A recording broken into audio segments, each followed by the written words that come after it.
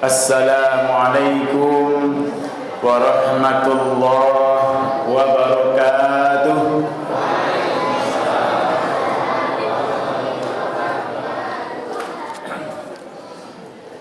Alhamdulillahi rabbil alamin.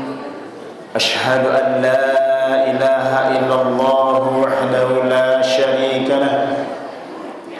Wa ashhadu anna Muhammadan abduhu wa rasuluh sallallahu alaihi wasallam la nabiyya ba'dah. Allahumma fasalli wa sallim ala Muhammad wa ala alihi wa ashabihi wa man tabi'ahum bi ihsanin ila yaumiddin. Bapak-bapak, ibu-ibu, kaum muslimin, kaum muslimat yang dimuliakan Allah.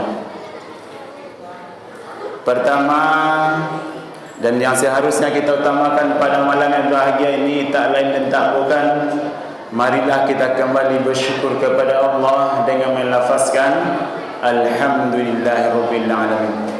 Segala puji hanya untuk Allah, Tuhan sekalian alam.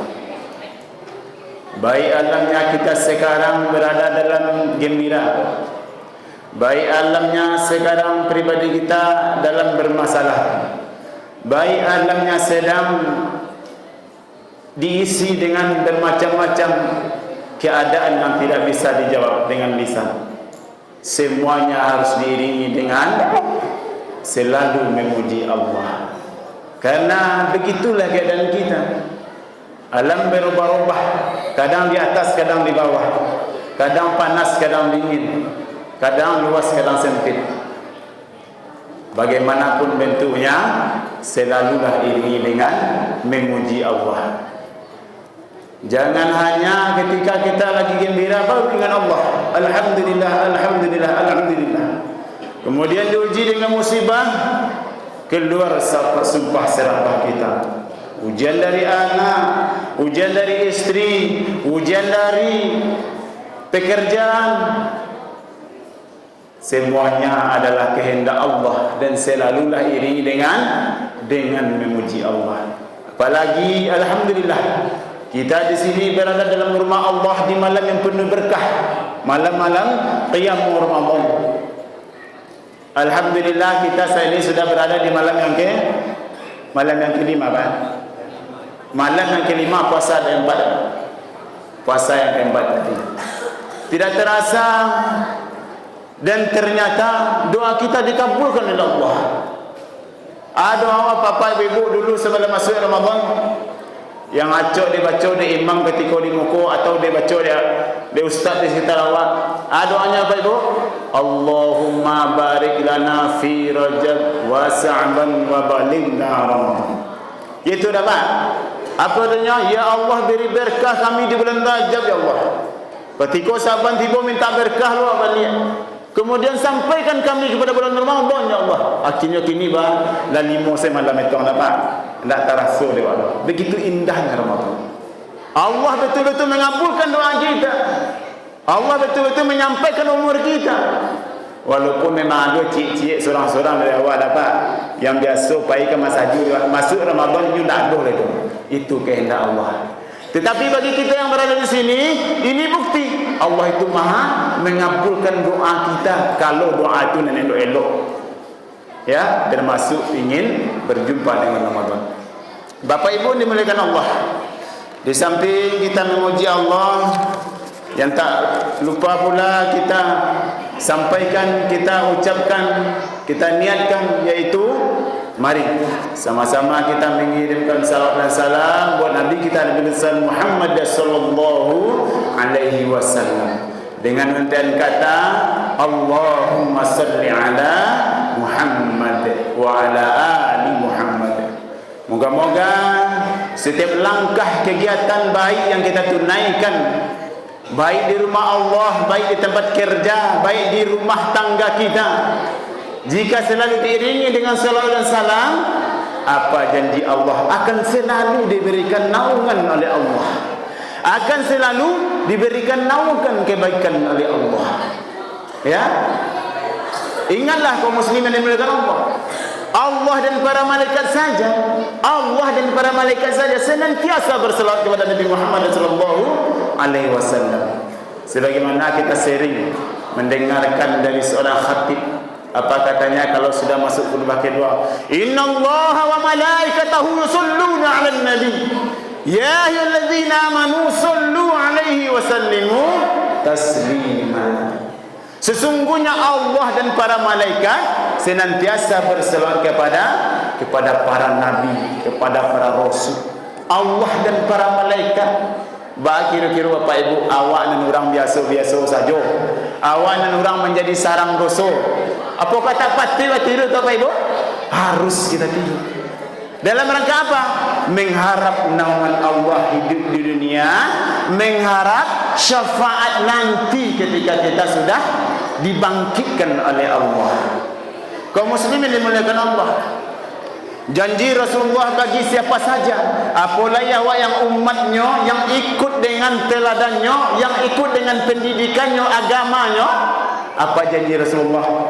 Sia saja nan di atas dunia aku hari-harinya ya Pak Ibu ya, setiap saat ini selalu membaca selawat, walaupun dalam keadaan suci atau tidak dalam keadaan suci, dalam ambil uduknya atau indah, kalau ia selalu membaca selawat lisan dan hatinya, insya-Allah nanti di hari berbangkit nanti, di hari ketika anak dan harta tidak peduli lagi dengan kita, di hari ketika orang-orang yang sekarang berada di samping kita, orang yang awak percaya kini, orang yang awak sanang-sanang nyo kini, awak sabana idola kan nyo kini, bisanya tak tahu jawab itu. Ya Bu ya, ibu-ibu dan sayang apa-apa kayaknya kini sudah tantu je ibu itu doh. Alat talantuang itu ibu je nyo nak kenal ibu itu doh. Ya, apa-apa tak kutu bulu. Cucu-cucu kini dibangga-banggakan sekolah tinggi, bangkitnya banyak, hartanya melimpah. Besok kalau dari berbangkit Pak tak kenal jawab itu. Ya, sampai-sampai lebar radu tangannya tak tahu jawab. Kenapa? Karena di waktu itu hari yang sangat sibuk, hari yang penuh dengan kesibukan sendiri-sendiri. Ya, bam ibaratnya orang sibuk ketika itu, ibaratnya awak sedang solat fardu Bapak Ibu, tak tentu orang awak itu. Itulah ibaratnya ya. Hikmah solat fardu salah satunya menggambarkan kita nanti dari berbangkit sibuk seorang-seorang. Kalau solat fardu boleh awak satu mengecek orang lain, tak boleh kecuali jemaah macam amin dia. Ibarat awak sedang solat fardu seorang-seorang Pak, ibarat tak itulah di padang mahsyar nanti hari berbangkit. Kemudian apa yang bisa membantu salah satunya? Syafaat Rasulullah. Kuncinya Bapak Ibu, banyak-banyak berselawat. Boleh dinyanyian, boleh dibaca bahasa awak saja, boleh dibaca bahasa kampung awak sorang-sorang, boleh dibaca tulisan, boleh dibaca dalam hati saja. Yang penting isinya selawat dan salam.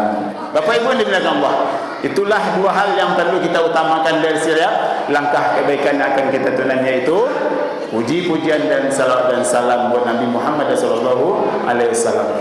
Bapak Ibu yang dimuliakan Allah, baiklah untuk tidak memperpanjang mukadimah, sebagai judul yang disampaikan kepada kami sebenarnya disampaikan kepada Pak Dr. Zulherdi Hamzah MA.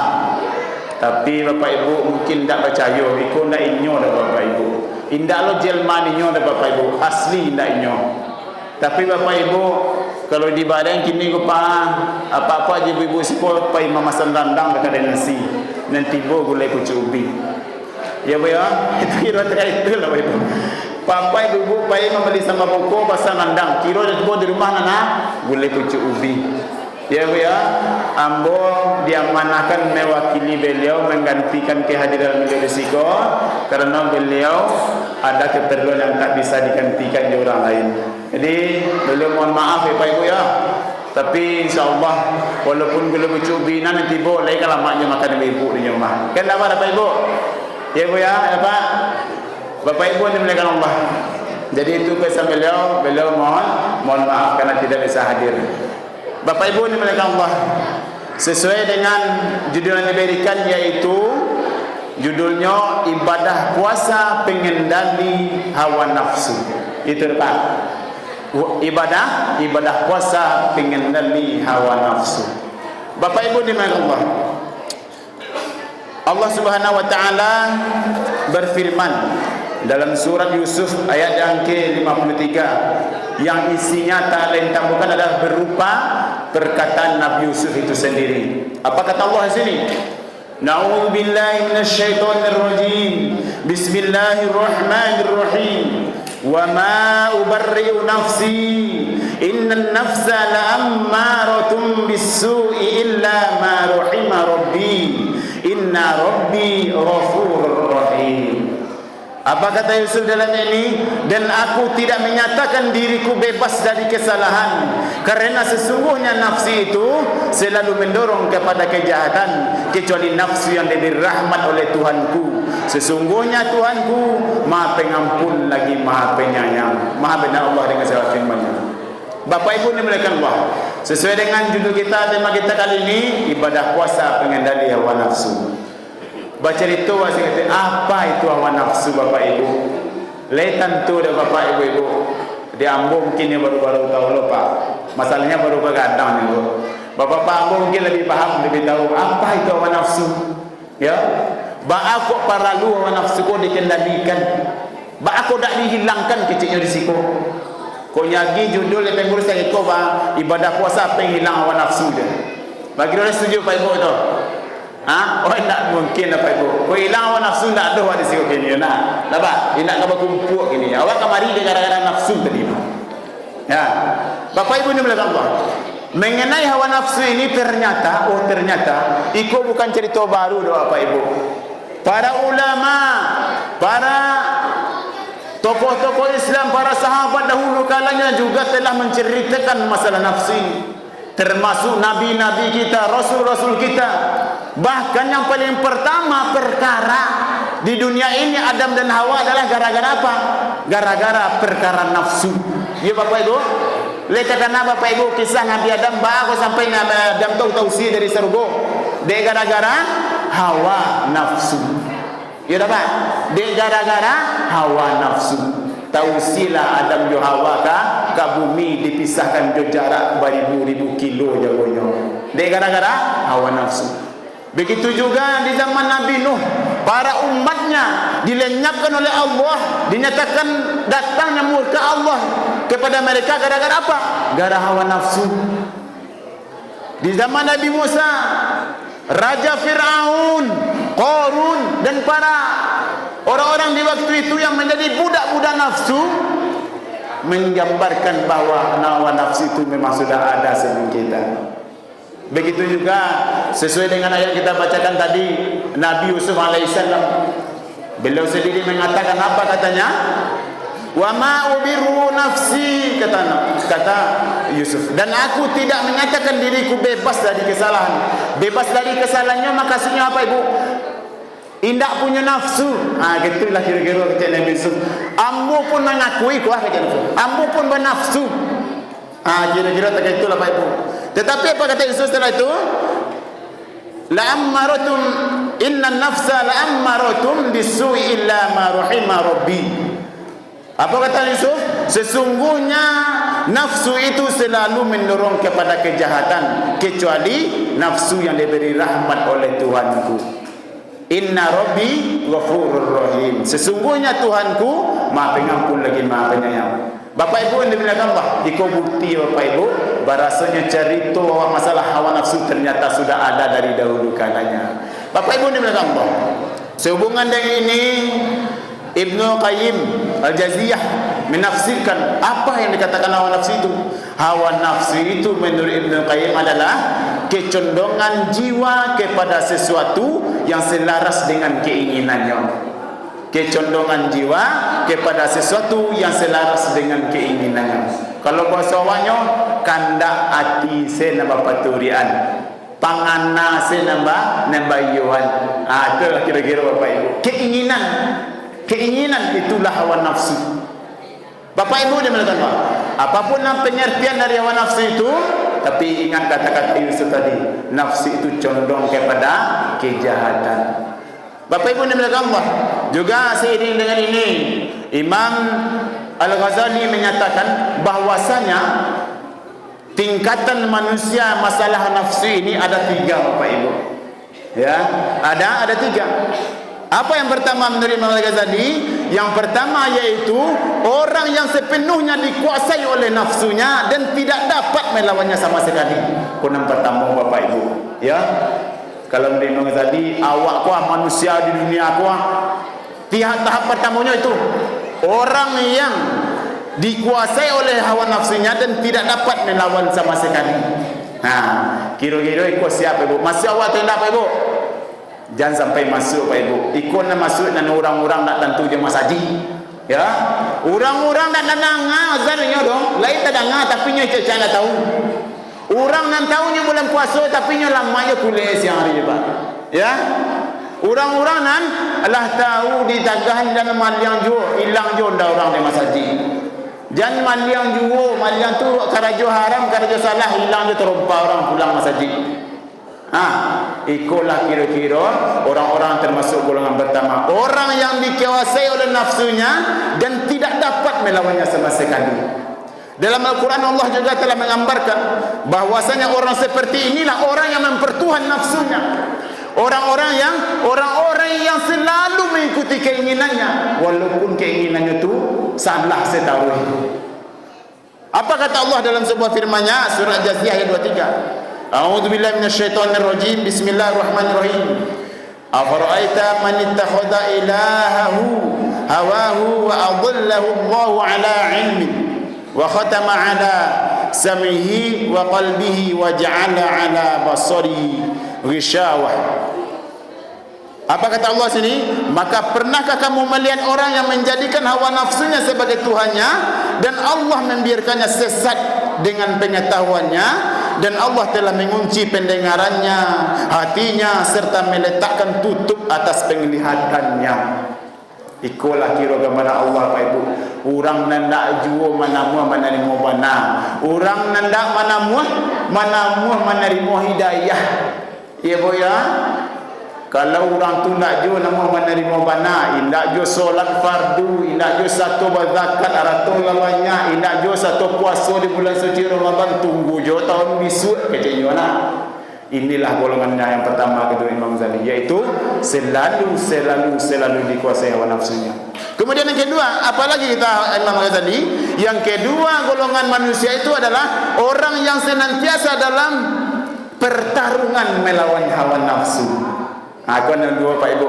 Orang selalu di hari-harinya ketika bangun tidur sampai tidur, kadang-kadang sedang lalok pun diuju, mimpinya melawan nafsu juga. Ikulah golongan kedua. InsyaAllah setidaknya awak masuk golongan itu ada Pak Ibu. Ya, golongan yang selalu berperang dengan hawa nafsu, golongan yang selalu berusaha untuk jauh dari nafsu-nafsu yang mengiringi kepada kesalahan. Ya Pak Ibu ya. Bapak tak itu kita Imam Al-Ghazali sesuai dengan hadis Nabi bahwasanya pada suatu masa ketika selesai sebuah berperang, apa kata para sahabat? Raja'tum minal jihadil asghari ilal jihadil akbar, faqila wa ma jihadul akbar ya Rasulullah. Ikut kecek sahabat. Kemudian apa kata Rasulullah? Faqala jihadun nafsi. Kalian telah pulang dari sebuah pertempuran kecil menuju pertempuran besar, kata Nabi. Lantas sahabat bertanya, apakah pertempuran yang besar itu ya Rasulullah? Rasulullah menjawab, yaitu jihad memerangi hawa nafsu. Sesuai jawab kecil Imam Ghazali tadi Pak Ibu yang kedua, jihad melawan hawa nafsu. Itulah pertempuran yang paling besar, kata Nabi. Bukan perang dengan menggunakan otot, menggunakan senjata melawan orang-orang non-muslim, orang munafik. Tetapi yang paling berat itu adalah jihad melawan nafsu awak surang-surang. Ya Pak ya. Ya, insyaAllah awak yang ada dalam masa ikut minimal masa ikut ada Pak. Jangan, mudah-mudahan tidak nak pertama dapat masuk golongan yang kedua. Selalu bertempur, berperang melawan hawa nafsu kita sendiri. Bapak tak itu Bapak Ibu, ingatlah barasonya nafsu yang ada pada diri awak tu sian mengendalinya Bapak Ibu. Di mana tanah nafsu di diri awak Bapak Ibu? Lataati go minimal Bapak Ibu. Pertama di kapalu, yang kedua di parui, yang ketiga di kemaluan. Tiga tu letak yang ibu. Kalau di kepala tu pemikiran awak. Pikiran kita itu letak nafasu ada di sana Bapak Ibu. Ya. Bapa di pikiran letak nafasu karena kadang-kadang awak yang alah sekolah tinggi, awak nan alah batampuh segala macam merek sekolah Bapak, awak lah merasa santiang dari lain. Urang ko bodoh sadue. Nafasu dia baru. Kemudian tangan kedua diparui. Kok parui ko masalah Bapak Ibu? Masalah makan minum. Ya, makan dan minum. Banyak orang-orang yang berpenghasilan melimpah, banyak orang-orang yang hasilnya luar biasa dari usahanya, sering kalah gara-gara melawan nafsu perut. Ya Pak, dah Pak. Pak kata itu, lah tahu dokter memvonis ko sakit gula. Kadar gula apa lah lebih 300 Pak. Jangan saya makan juga mani-mani, nampai-pai saya lah 3 bulan ko. Aga cinyo tu bodun mah ada lenyo ada dokter ku lah jale dan makulehnya tasarah adalah rasa kidan bapupuh jo makan laman ni akhirnya ba dalam mo sudah itu balik rumah sakit balik bako balik Pak kamari Pak iyo kira dokter dia dokter patang dah boleh makan lama-lama mani-mani ambo dia marasuk kasih ndak ke masalah mau makan joki balik dokter balik ya itu nafas supari. Apalagi sekarang kita di bulan Ramadan, nafsu perut ini tidak ada setannya di belenggu. Bahkan itu ketika awak berbuka, nafsu perut kalau nomor 1 yang menggoda awak. Bahkan itu ketika azan maghrib berkumandang, pembukuan terletak di tengah rumah sebanyak-banyaknya. Nak biasa semua di 2 bulan suci Ramadan. Onde-onde, lape, segala macam bentuk kuih ada nampak dah bu. Di masa begini lah bu, satu simpang orang menggalih malih ibu membuat tinggal pai saya ke simpang bersuara sekali tinggal balik akhirnya waktu berbuka ada saudalanya ketika itulah nafas supari beraksi kecil pari beko lah semayang bayar dulu je nafas supari ya Bapak Ibu ya padahal kau alai pasal Bapak Ibu ini berkata memang demikian diri kita nafsu kita salah satunya ada perut. Oleh karena itu Bapak Ibu hati-hatilah dengan nafsu perut kita. Yang ketiga di mana lagi? Di kemaluan, keinginan syahwat ingin berdekatan dengan lawan jenis, ingin berhubungan dengan lawan jenis. Ini juga nafsu yang sudah terjadi dari dahulu kalanya. Bahkan di zaman Nabi Lut parahnya sampai sama jenis pun ada keinginan mereka. Sampai Allah mengatakan apa ini perangai kalian ya Allah? Yang tak pernah terjadi, yang aneh perangai sampai kini masih ada Pak. Ya masih ada LGBT namanya lain. Ya. Itu nafsu gara-gara mengikuti nafsu dari kemaluan. Jadi itu 3 posisi nafsu dalam diri kita. Yang intinya adalah pada kelompok kedua ini kita sebagai manusia minimal posisi kita di sini itu selalu melawan nafsu karena inilah jihad yang mulia, jihad yang paling besar kata Rasulullah. Kemudian yang ketiga golongan orang menurut Al-Ghazali adalah orang yang sepenuhnya dapat menguasai dan mengendalikan hawa nafsunya. Kau nak ketiga Bapak Ibu. Kau ikut mungkin juga balik macam penyebab kata itu karena kata Imam Al-Ghazali yang ketiga ini golongannya adalah terkhusus kepada Nabi dan Rasul dan wali-wali Allah. Orang-orang yang betul-betul sudah bisa mengendalikan nafsunya 100%. Tak adanya bu, cuala kata godanya datang anak gadis nak kepada you jangan Bapak Ibu. Ya, dia betul-betul sudah bersama Allah setiap detiknya. Dia selalu ditegur oleh Allah setiap detiknya. Ya, contohnya Nabi Yusuf tadi, bila Nabi Yusuf mengecek nak itu Bapak Ibu, berasa dirinya juga nafsunya ketikanya digoda oleh seorang wanita yang waktu itu tak gilo-gilo kayaknya Bapak Ibu. Diajaknya membuat serong oleh wanita itu, mengeceklah ketika itu Nabi Yusuf kalau tidak karena Allah merahmati nafsu saya, pasti saya sudah terjerumus kepada kejahatan itu Nabi Yusuf. Jadi ini yang ketiga Bapak Ibu, yaitu orang-orang yang sepenuhnya dapat menguasai dan mengendalikan nafsunya. Bapak Ibu ini dimuliakan Allah. Seiring dengan ini kembali kita kepada topik kita puasa sebagai pengendali hawa nafsu. Alhamdulillah kita di sekarang ini sudah berada di bulan puasa, bulan suci Ramadan. Bahasanya Bapak Ibu, bedanya pada hari sebelum Bapak Ibu. Kira-kira antara saudara ada nama beda, pasti ada nama beda. Yang pertama Kau dulu 6 hari yang lalu siang hari dapat makan lama, kini tak bisa makan siang hari itu. Dan kedua, kau apa-apa sebelum Ramadan kau makapai amat tua agak susah mengendalinya lah Pak. Ya, susah mengendalinya amat tua mencari nan aneh-aneh. Tapi kalau bilang puasa apa, layak cok menunduk dah pak. Apalagi sudah solat zuhur tu pak, itulah cok matuk menunduk dah. Kadang dia ngantuk, kadang dia lapar wana. Apalagi sudah asar menunduk mana lama sampai ngantuk sampai bungkul. Nah pak, itu kalau dia bilang puasa. Jadi sesuai dengan kata Rasulullah, bahwasanya Rasulullah SAW dalam sebuah hadis menyatakan bahawa pernyataan Nabi mengenai puasa ini betul-betul bisa mengendalikan hawa nafsu. Apa kata Nabi dalam sebuah hadis mengenai seorang pemuda? Bismillahirrahmanirrahim. Ya ma'syaras syababi man istata'a minkumul ba'ah. Apa kata Nabi? Wahai para pemuda, apabila kamu sudah sanggup untuk menikah, apabila kamu sudah sanggup untuk menikah, maka menikahlah, kata Rasulullah. Wahai para pemuda, bagi siapa saja kalian sudah sanggup menikah, menikahlah. Kemudian apa lagi setelah itu? Jika kamu sudah bisa menikah, menikahlah. Tetapi kalau belum sanggup untuk menikah, karena sesungguhnya menikah itu dapat mengendalikan nafsumu. Ya. Kemudian kalau kamu belum sanggup menikah, belum mampu dari biaya, belum mampu karena jodoh tak ada, pitilah banyak pi orang di bini dah ada. Pitilah banyak orang di laki dah ada. Ya. Apa kata Nabi? Yaitu tunaikanlah yang namanya puasa. Ya. Wa man lam yastati' fa 'alaihi bis-shaumi fa innahu lahu wijaun, kata Nabi. Maka bagi siapa saja yang tidak mampu untuk mengendalikan dirinya, nafsunya, maka berpuasalah. Karajolah puasa sunat, kata Nabi. Ya. Kenapa demikian? Fa innahu lahu wijaun. Karena sesungguhnya puasa itu adalah benteng, adalah tameng bagi kalian untuk menghadapi yang namanya hawa nafsu. Jadi Pak Ibu, kita berada di bulan Ramadan, di bulan puasa Ramadan ini ternyata bukan hanya sekedar menjalankan rukun Islam saja. Ternyata ini maksudnya, salah satu hikmahnya puasa bulan suci Ramadan adalah agar kita kembali fokus untuk bisa mengendalikan nafsu awak dan salah musabale bulan awak palapehan. Apa? Kalau sebalik bulan kan juga palapehan bu. Siang hari itu Rasul lapar langsung disantuang sekali bu, anak takana. Ya, anak takana kalau 9 bulan dulu dan sebalik bulan dulu, anak takana siang itu langsung dimakan, langsung diminum.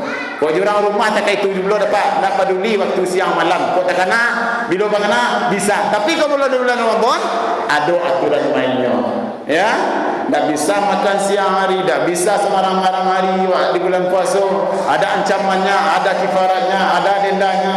Ya, ternyata betul kata Rasulullah. Puasa adalah pengendali hawa nafsu kita.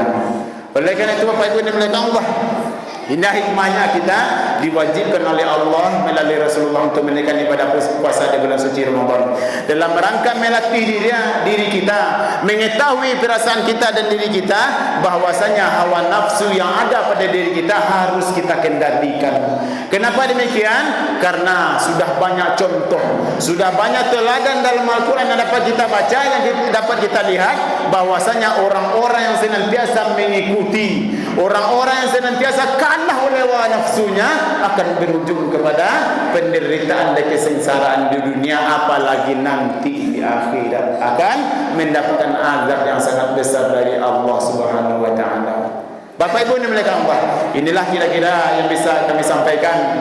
Mudah-mudahan dengan kita memahami bahwasanya salah satu pengendali hawa nafsu kita adalah puasa, insyaallah puasa kita di bulan suci Ramadan ini tunaikanlah dengan sepenuhnya, dengan sebaik-baiknya. Agar supaya apa?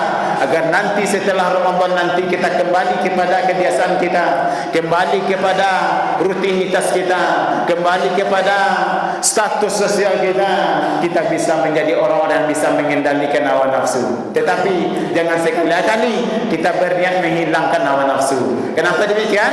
Diri kita ingat kata Allah, fujurha wa taqwaha. Diri kita ini dua, fujur dan takwa. Fujur inilah yang dikatakan nafsu, dan takwa itulah yang dikatakan dengan nafsu yang dirahmati oleh Allah. Ya, jadikanlah diri kita orang yang memiliki nafsu yang dirahmati oleh Allah seperti Nabi Yusuf. Bacalah doa Bapak Ibu, sudah solat di tempat-tempat kita yang dimustajabkan membaca doa. Usahalah baca doa, ya Allah beri rahmatlah selalu nafsu hamba ya Allah. Itu doa ya Pak Ibu ya. Usaha biasa baca doa tu, tak pandai bahasa Arab bahasa awak saya pakai. Ya, dalam solat boleh baca Ustaz, boleh baca pada sujud terakhir. Boleh bahasa Indonesia Ustaz boleh, tapi jangan dibaca dalam hati saya dibaca. Kalau tak baca bahasa Indonesia batal solat.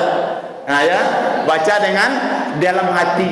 Apalagi di hari-hari awak akan raju setiap baik raju baca doa tu, ya Allah berikan rahmat nafsu ya Allah. Bagus tak itu? Kalau wala memohon kepada Allah kemudian rahmatnya diberikan kepada nafsu awak, nafsu itu akan membawa kita kepada hal-hal yang baik, kepada hal-hal yang buruk. Kau manggaleh Bapak Ibu, bacalah doa aku, ya Allah beri rahmat nafsu ya Allah. Akijo manggalehnya jujur Pak. Ya, jujur manggaleh. Kemudian tidak akan ada niat untuk mengambil untung berlipat ganda, tidak ada niat untuk menipu orang membalikan hawa. Kemudian menjadi seorang pemimpin, bacalah doaku, ya Allah beri rahmatlah nafsu saya ya Allah, supaya menjadi pemimpin yang adil, pemimpin yang bisa dipercaya, pemimpin yang amanah, pemimpin yang menjadi teladan bagi masyarakat dan rakyat. Ya Pak Ibu, siapapun posisi kita, apapun pekerjaan kita, ingatlah selalu bahwasanya nafsu kita harus kita harapkan selalu dirahmati oleh Allah. Demikian saja Bapak Ibu, mudah-mudahan tausiah singkat kita ini ada manfaatnya.